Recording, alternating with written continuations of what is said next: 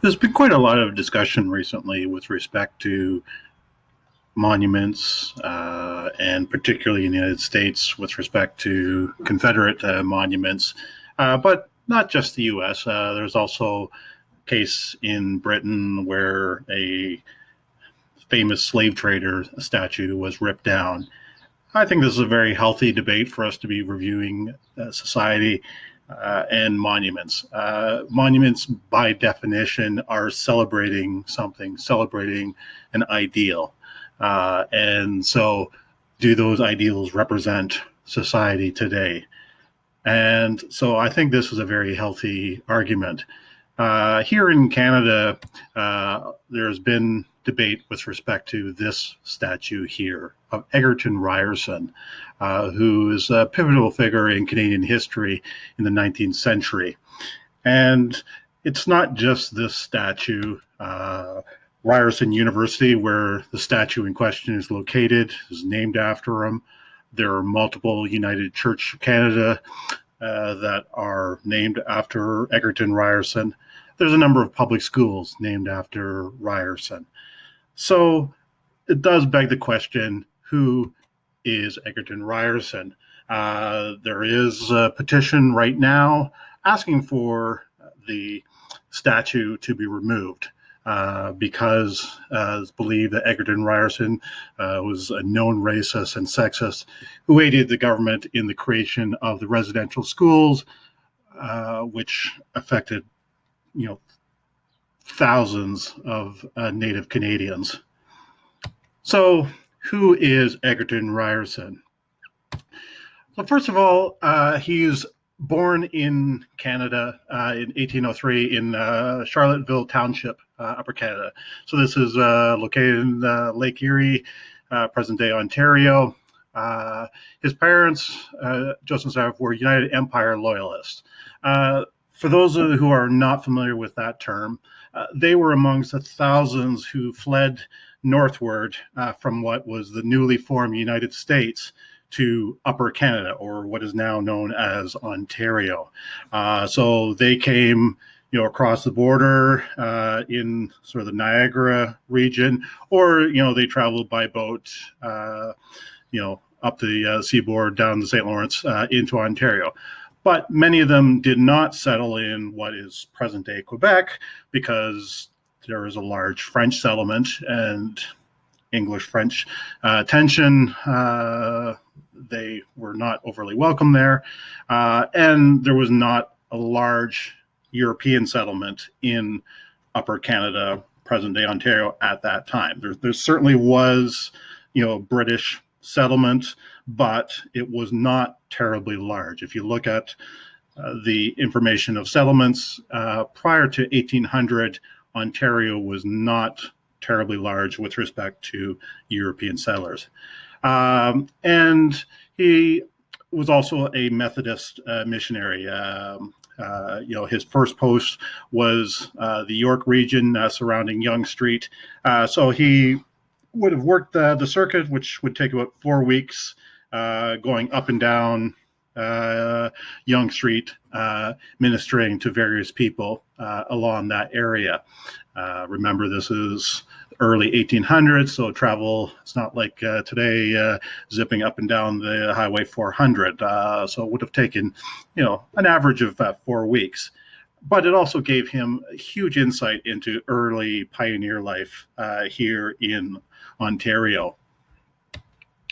Now, I mention this because he is one of the founders of the Methodist Church, which there have been various iterations and churches joining, but it is now part of United Church of Canada, still one of the largest churches in Canada. He was emerged as one of the Episcopal Method's most public defenders against attacks from the Anglican Archdeacon of Upper York, John Strachan. And I'll ask you to remember that name because it'll be coming up again in these arguments.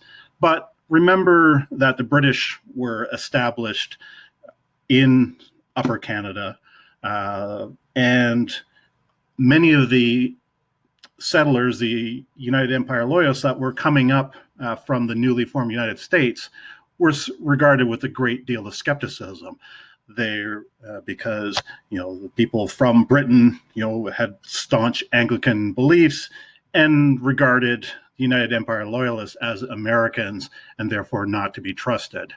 So Ryerson was one of the founding members of the Methodist Church, being an outspoken, Methodist Church in Canada.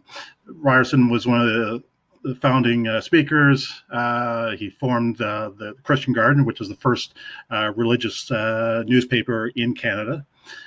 He was an advocate for the Methodists joining with the British Wesleyans. He served as president of the Methodist Church in Canada from 1874 to 1878. And to give you an idea of the size of the Methodist Church, in 1925, when the various churches merged together to form the United Church of Canada, it had 600,000 members. So that at that time represented about 7% of Canada's population, so not an insignificant number. Today, there's less attendance in churches generally, and therefore the membership has dropped to 388,000. But at its peak in 1964, there was 1.1 million members of the United Church of Canada. So a significant part of Canadian history tied to the Methodist Church and United Church of Canada. I mentioned John Strachan. He was the first Anglican bishop of Toronto, but he was also a member of the Executive Council of Upper Canada from 1815 to 1836, a member of the Legislative Council from 1820 to 1841. Now, as I noted before, many of the Anglicans were direct descendants or immigrants from Britain. And so in this case, he immigrated from Scotland to Upper Canada in 1799. I should note that he immigrated immediately to Kingston, which at that time was the seat of government in Upper Canada. And he was a proponent of an ordered society, conservatism, and anti-republicanism. In other words, the anti-American interlopers. He was fiercely loyal to the British Crown and the ruling elite, of which he was very much a member. The Executive Council, Legislative Council, was made up of influential members of society, what is known as the Family Compact. And so they had a tight control over government in those days. And so he was very much part of that. So he wanted Upper Canada to be under the Church of England control. And so they had large tracts of land that were assigned to the Anglican Church, which they controlled, and he wanted to maintain control. Now, to be fair to John Strachan, he is credited with, negotiating with American troops after the Battle of York, which the British North Americans lost in 1813, and is assigned with saving the town from being burnt and looted. He was also publicly opposed to slavery and defended the autonomy of Native people, which will be important later on. Now, this sounds like, this religious dispute that happened in the 19th century. Who really cares? But if you look at it today, the United Church, of which Egerton Ryerson was an influential member, there are still Christians today who are looking and saying, I've caught some of the headlines here below. We're saying United Church isn't Christian. These same publications are saying, public schools are convincing kids that they're transgender, and then cutting their parents out. Christians cannot ignore politics because politics will not ignore us. So even today, there are Christian groups that want to insinuate themselves into public policy and government and dictate sort of moral values as being the moral leaders. In fairness to the Anglican Church today is very much progressive, support LGBT, perform same-sex marriages, have anti-racism campaigns, et cetera, et cetera. So please don't insinuate this as an attack on the Anglican Church, but the idea of church insinuating itself in government, as John Strachan suggested, is very much still an idea today. So what was the other thing that Egerton Ryerson was very much part of? So he was an outspoken reformer against the family compact in Upper Canada. As a Methodist, he was regarded as an American and therefore disloyal to the establishment. The Anglican Church, notably John Strachan, sought recognition that established Anglican Church as the established religion. And at that time, large tracts of land had been set aside by the Constitution Act of 1791 specifically for the Protestant clergy, giving them immense wealth and influence. Ryerson's advocacy contributed to the sale of those clergy reserves. So they no longer had that power and influence. Now, as various people will say, that power and influence doesn't just disappear into thin air, but at least now it was in the public realm. The family compact was a small group of men who held most of the political and economic and judicial power in Upper Canada, starting from the War of 1812 and largely dissolved after the rebellions of 1837, certainly after 1840 when Lord Durham took power. It was noted the family compact was noted for its conservatism and opposition to democracy. It was made up of business owners, Anglican church leaders, and politicians who were appointed to the Executive Council. Which John Strachan was a member. So this is one of the fundamental parts of Canadian history, which I think gets greatly underappreciated, and that is 1848. One could reasonably make an argument that the real birth of Canada was not 1867, because after all, that was just, the colonies negotiating an agreement to merge together. 1848 was the first time that we implemented what is known as responsible government. And that means the Executive Council was made up of elected members of Parliament, and the British appointed governors should follow the will of the elected colonial assemblies. What does that mean? You take a picture today of any legislature or the House of Commons, you'll see Justin Trudeau is sitting in the House of Commons, as is every member of his cabinet. Doug Ford is sitting in the legislature, as is his cabinet. Prior to 1848, the cabinet, the people who actually had control, were not sitting members of the legislature. The legislature was a sort of a useless consultation. It had no real meaning. In 1848, that is when Canadian representatives actually had power over their over society. So 1848, and the fact that Egerton Ryerson, by fighting the family compact, was part of that discussion. Not a large part. There are certainly other members. William Lyon Mackenzie, who led the Upper Canada Rebellion, for example, would certainly be someone who is far more important in that discussion. But Egerton Ryerson's name can't be left out of this discussion either. So what Egerton Ryerson is most famous for is education. It's no coincidence that he is in front of a Ryerson University and public schools being named after Ryerson.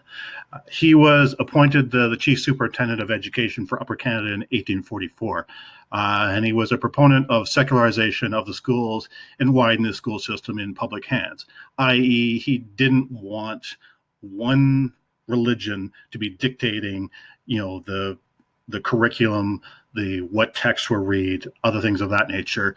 Specifically, he didn't want the Anglican Church to be dictating that this was the proper morals and everything else was wrong.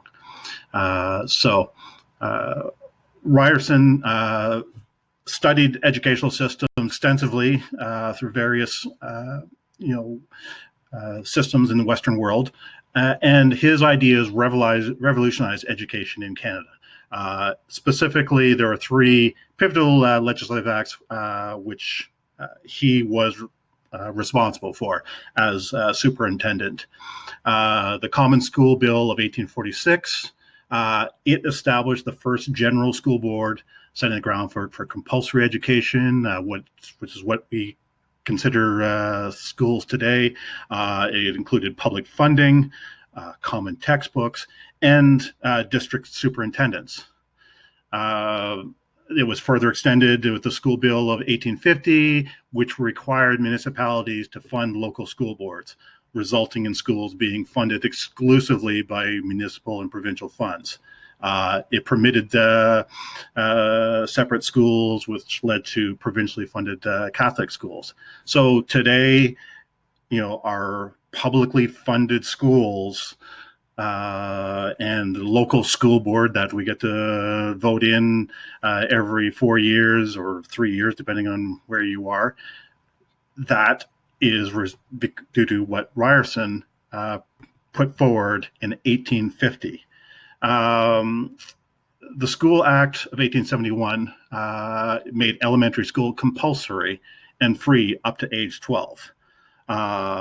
It also created two streams of secondary education: high schools, the lower stream, and collegiate institutes, the higher stream. As it so happens, on the day that I'm doing this video, there's some discussions with respect to eliminating different streams within the high school system, which ironically is going back to undoing something that was done 150 years ago by Egerton Ryerson. But it gives you an idea of the impact that Egerton Ryerson had, that we're talking about policies that were implemented 150 years ago by him. His work and advocacy contributed to libraries in every school, professional development for teachers, central textbooks using Canadian authors. That's important because a lot of others were promoting texts from Britain, and securing land grants for universities. He was the first president of Victoria College in 1941, which had been founded earlier in the 1930s under a different name, Upper Canada Academy. And that remains active college as part of the University of Toronto. In 1847, the government, under his direction, founded the Toronto Normal School. This is the province's foremost teachers' college. It is the precursor of the present-day Ontario Institute of Studies and Education, the Royal Ontario Museum, the Ontario College of Art and Design, and it also led to the formation of the Ontario Agricultural College, University of Guelph, and Ryerson University.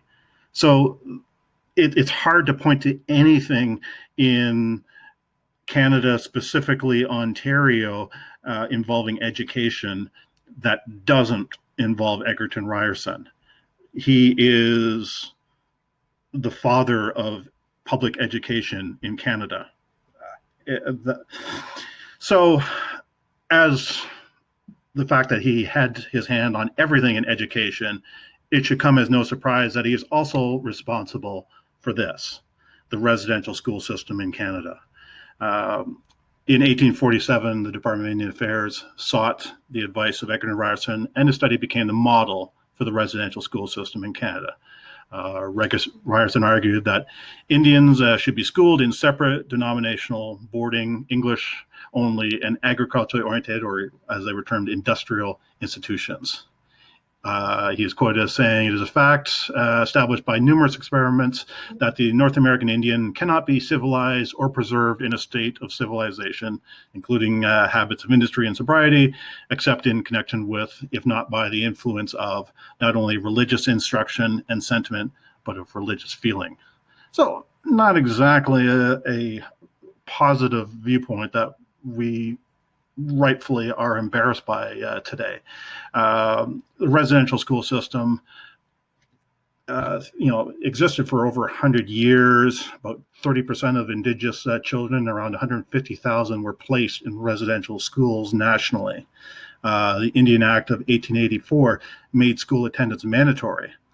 And what that meant is, the schools were intentionally located a substantial distance from Indigenous communities to minimize contact with families and their children. So children were torn away from their parents and their families and placed in these schools where they didn't know the language, didn't know the people, were subjected to tremendous abuse.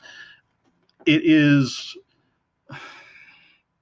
unquestionably one of, if not the worst tragedy in Canadian history. So to say that Egerton Ryerson is associated with that is understandably upsetting. So I understand why people want Egerton Ryerson legacy to be shamed.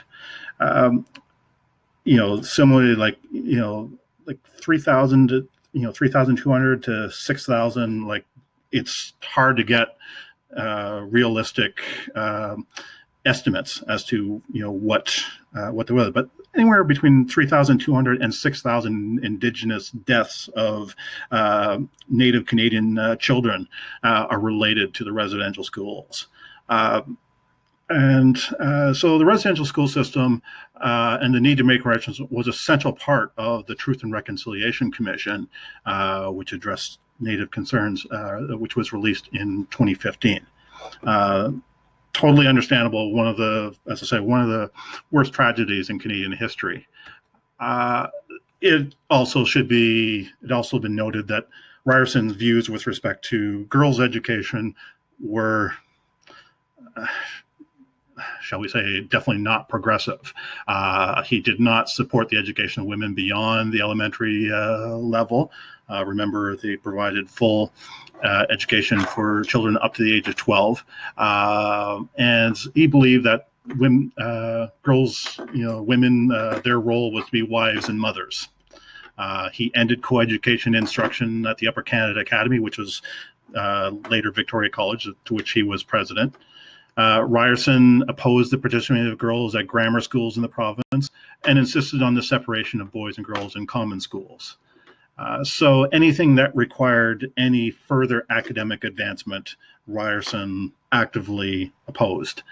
By 1871, with the establishment of free provincial public schools, the number of girls enrolled in Ontario schools approximated that of boys. So even without his opposition, in public schools, there was pretty much parity between boys and girls. But in contrast, the first American public high school for girls was opened in New York and Boston in 1826. So we're 45 years behind the United States. Ryerson did not oppose women who were the head of households from voting in school board. So this is important because when he saw that women were the leaders of the household, were managing things, he gave them the due recognition. So I think this has a big part of his link to how he saw family and its importance, because Ryerson believed that family was the link between individual and the society, where the family is where individuals learn who they are and what role they will play in civilization. So he was very much rooted into sort of that family values narrative as it respect to girls' education. So let's have a discussion about what statues are of value.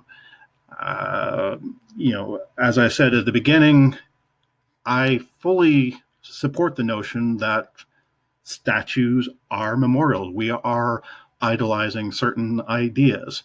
So to use a U.S. example that a lot of people have been bouncing around is, okay, we have Robert E. Lee, who was a Confederate general and one of the leaders of the Confederate States Army during the American Civil War. So he actively rebelled against the United States to preserve slavery. One of the founding doctrines that led to the Civil War was slavery. And but in terms of his personal life, he called slavery a moral and political evil, and provided for the emancipation of his slaves.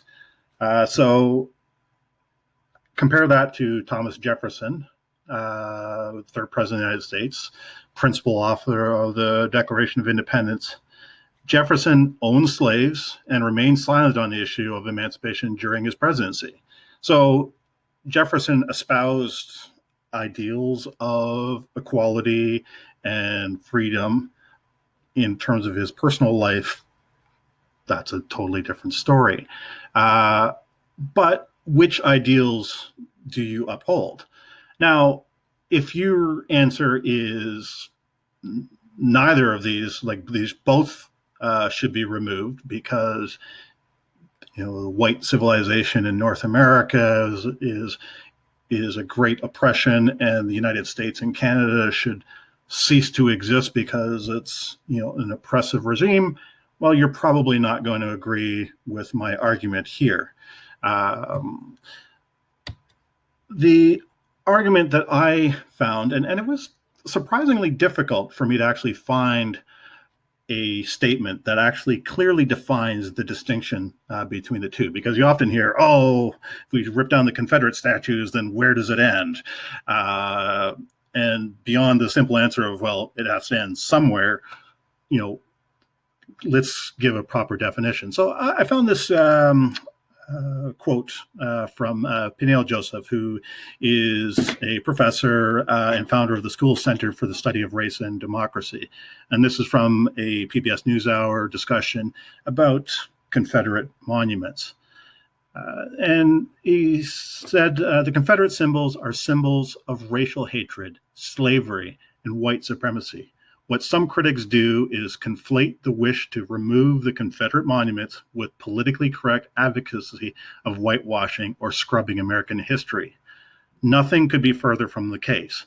Removal of the Confederate symbols is not the same as trying to remove the Washington Monument or symbols of Thomas Jefferson. Those founders owned slaves, but their ideas about democracy and freedom were generative ideas that other groups, including people of color, women, and LGBT, have utilized to perfect the Union. So when we think about the Confederacy is something different. There was a civil war between 1861 and 1865, where over 600,000 people were killed because there was a group of people who wanted to abandon our founding values of freedom and democracy and didn't want to be part of the United States. So getting rid of those symbols is largely honoring the best of our history and not trying to scrub or efface that history. So he's clearly pointing at the symbolism of what that actually means when you look at that. Regardless of what Thomas Jefferson may or have done in his own life, what were his ideals, and are those ideals that we still respect today? And Robert E. Lee may have emancipated his own slaves, but he was the leader of an army who fought to preserve slavery. So there's a clear distinction between the two.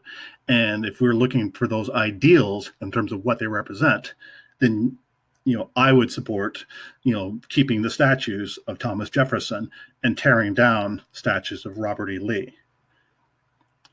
So what ideals does Egerton Ryerson stand for today? Well, he, as I said, it's not unfair to call Egerton Ryerson the father of public education in Canada.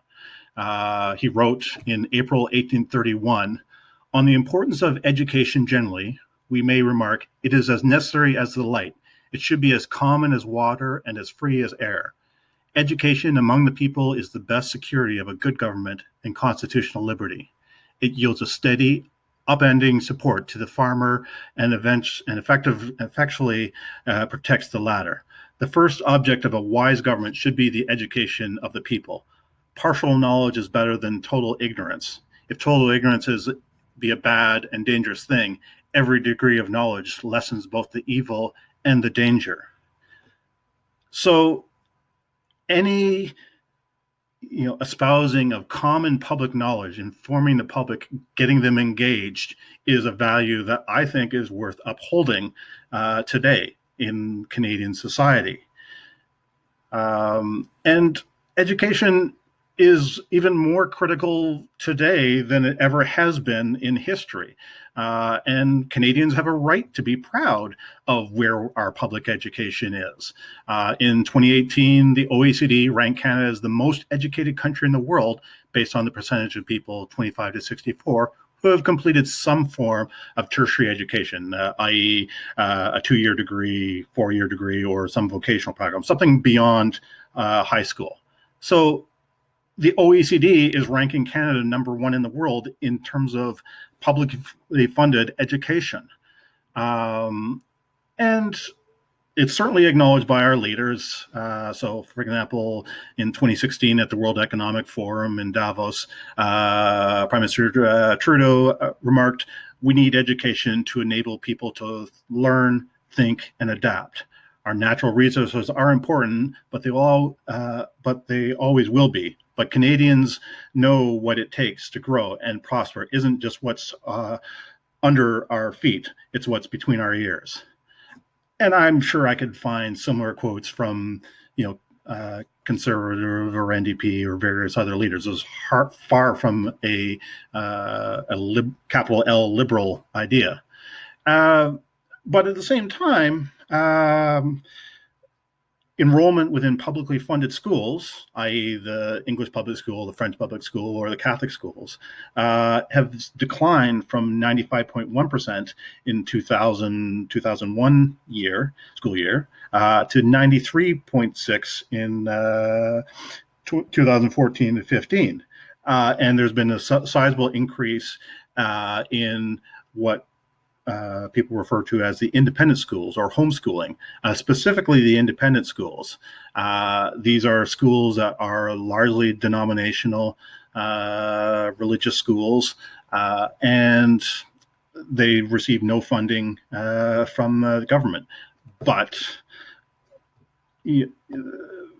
people are increasingly moving away from the public school system despite the success that we have had. And what about religion in public life? Remember that, in the 19th century, the Anglican Church, was very much part of the family compact. They wanted the Anglican Church to be established as the Church of Canada. So do we still believe that, certain religions should be dictating our politics? Well, according to the Pew Research Center in 2018, 29% of Canadians are Catholic, 18% are Protestant. That would include Anglican, Protestant, United Church. 14% follow other religions, and 29% have no religious affiliation, either agnostic or can't define what they are. But 29% is significant. And that is a growing factor because only 4% identified themselves as religiously unaffiliated in 1971. By 2011, that was 24%. So the number of people who are not tied to any religion is growing exponentially. That same survey, 64% of Canadian adults say religion has a less important role in the country than it did 20 years ago. So not only are people just too lazy to get up and go to church, they just don't see it having a important role in public society and day-to-day life.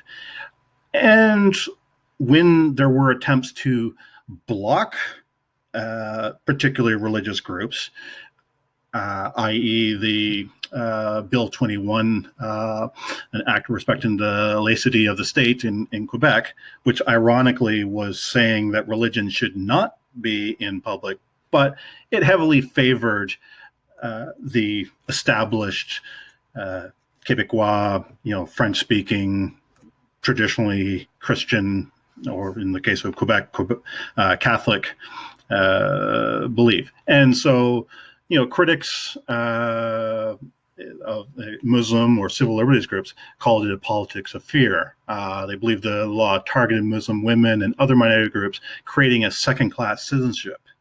So they're essentially saying, these laws are trying to block participation in public institutions, public policy, in the same way that the Family Compact was trying to block Methodists in the early 1800s from being involved because they were perceived as Americans. What about, the Family Compact and its control over the system? As I said, these were a group of business, political, religious leaders who were controlling the government at that time. Well, at this point, 78% of Canadians believe their country is divided between ordinary people and elites. So this is from a CBC poll back last year in 2019. So if you're part of the 20% who think, that's probably okay, you're probably not agreeing with what I'm saying. But it's important to actually see what level of involvement there is based on one's prestige. So, for example, native-born Canadians with a university education are approximately 8% more likely to vote than those with no high school diploma. I.e., if you have a better education, the more likely you are to participate in our democracy. Other factors will include citizens voting, will include income, ethnicity, age, and other factors. So it's not the only thing, but 8% in politics, as any politician will tell you, is a huge margin. And according to a report by the Broadbent Institute in 2014, the wealthiest 20% of Canadians control 67.4% of the nation's wealth. The bottom half of Canada's population has only 6% of the wealth. Canada's CEOs earn on average 200 times what their average worker earns. This is based on the same Broadbent study. And there continues to be inequality within public education in Canada based on family income, opportunity to have childcare, extracurricular activities, external academic help, and other things of that nature. So access to public resources, access to public education, we see influences people's not only ability to get better job, better income, but also participate in the public process by voting and being engaged. And the more we address those problems, the better the engagement is. So I come back to that same question: what statues warrant removal? Egerton Ryerson, the father of public education in Canada. He was a reformer who fought against the Family Compact. He was a leader in the United Church of Canada. But he also was the architect of the residential school system. And he held some very paternalistic attitudes towards girls' education. But let's look at it another way. What about Tommy Douglas? He's father of public health care in Canada. He was a premier of Saskatchewan from 1944 to 1961. And he was the first leader of the NDP in Canada. But if you read his thesis for his Master of Arts, he supported eugenics, recommended that mentally defective or incurably diseased individuals should be sterilized. Couples would need to certify that they are mentally fit and morally fit to be married. And right, even as leader of the NDP in the 1960s, he considered homosexuality to be a mental disease. And therefore, he would support things like conversion therapy, which is something that we now repudiate. So do we rip down Tommy Douglas statue as well? Again, if you are saying Canada is a suppressive regime and we should disavow any heritage in Canada, then the answer is yes. But I think many people are going to suddenly think twice about this. So what do we look to address, the residential schools? Well, I think one of the key things to do is look at the Truth and Reconciliation Commission. It is a groundbreaking document, which I think there's some amazing things that were proposed there, and that it's unfortunately, government commissions often sit on a bookshelf somewhere and just collect dust. And I pray that is not what happens to the Truth and Reconciliation Commission, because there's some really valuable things that we as a Canadian society need to address. But what are some of the things that they recommended? So they called upon the parties of the Indian Residential School Settlement Agreement to develop and sign a covenant of reconciliation that would identify principles for working collaboratively to advance reconciliation and repudiation of concepts used to justify European sovereignty over Indigenous lands and peoples, such as the doctrine of discovery and terra nullius, and the reformation of laws, governance, structures, and policies within their respective institutions that continue to rely on such contexts. So they're asking for any party, of which Ryerson University, the church groups, including United Church, would need to acknowledge, and certainly, governments at all level. They asked to establish a national council for reconciliation to promote public dialogue, public-private partnerships, and public initiatives for reconciliation. With respect to education, they wanted to make age-appropriate curriculum on residential schools, treaties, and Aboriginal peoples' historical and contemporary contributions to Canada, a mandatory educational requirement for kindergarten to grade 12 students. Provide the necessary funding to post-secondary institutions to educate teachers on how to integrate Indigenous knowledge and teaching methods into classrooms. Provide the necessary funding to Aboriginal schools to utilize Indigenous knowledge and teaching methods in classrooms. So they're asking for a greater knowledge about Aboriginal history, and specifically, Aboriginal contribution to what we now see as Canada, something that has been grossly negligent in our education. So absolutely, we absolutely need to learn more about this. I certainly didn't learn about the residential schools when I was in school. I didn't know anything about this when I was in school. And commemoration. So monuments, what are they saying? Are they asking for, people like Egerton Ryerson Statue to be removed? No, they're asking revising the policies, criteria, and practices of the National Program of Historical Commemoration to integrate Indigenous history, heritage values, and memory practices into Canada's national heritage and history. Developing and implementing a national heritage plan and strategy for commemorating residential school sites, the history and legacy of residential schools, and the contribution of Aboriginal people to Canada's history.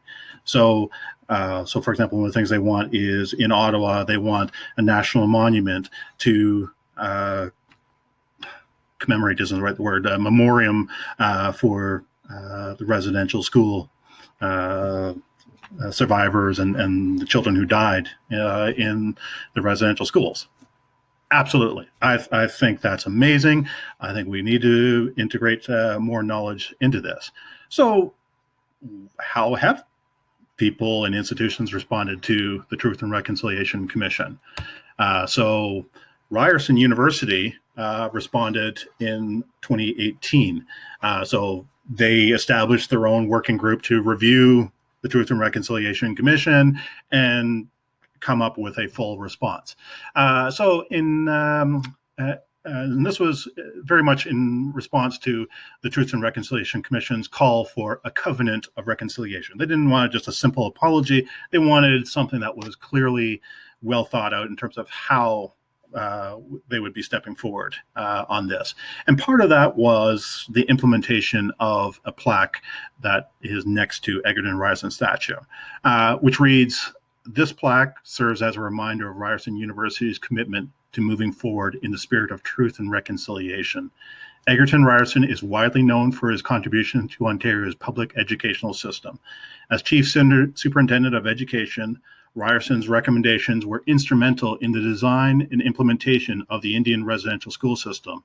In 2015, the Truth and Reconciliation Commission reported that children in the schools were subjected to unthinkable abuse and neglect, in medical experimentation, punishment for the practice of cultures or languages, and death.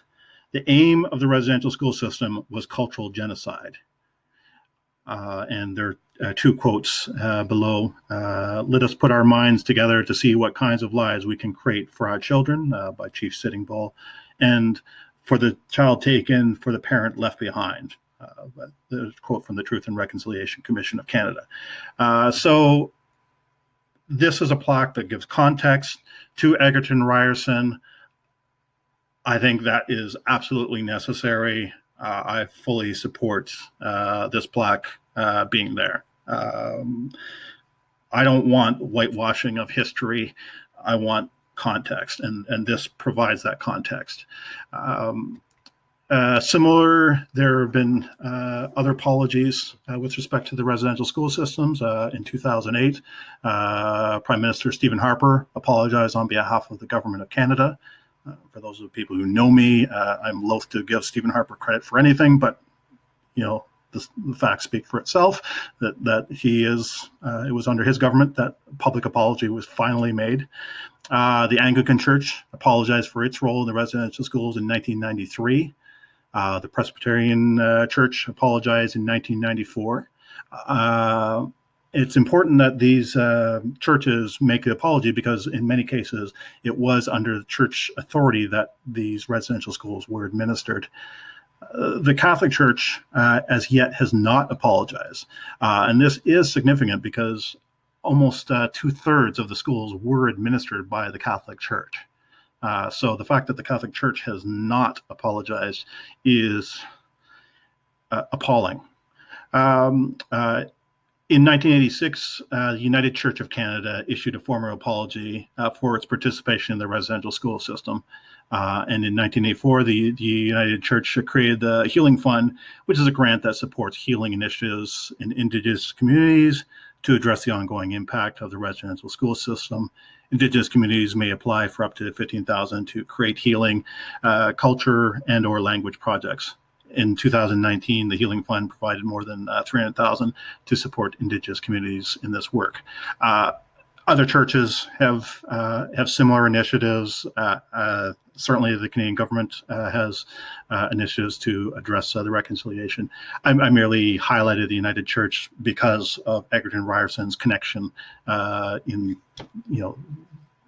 is one of the historical leaders of the United Church of Canada. So, should we have more commemoration of Native Canadians? Absolutely.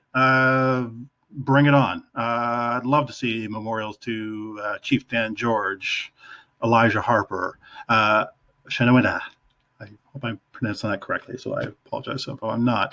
Norval Morrisseau. The list goes on. Tecumseh. Yes, he's not Canadian, but he was instrumental in supporting the British in the War of 1812. If it wasn't for Tecumseh, one could make the argument that we would all be celebrating Independence Day on July 4th because we'd be Americans, not a separate country, Canada, thanks to Tecumseh. So yes, he's not Canadian, but is critical to Canadian history. So do we want to celebrate these individuals?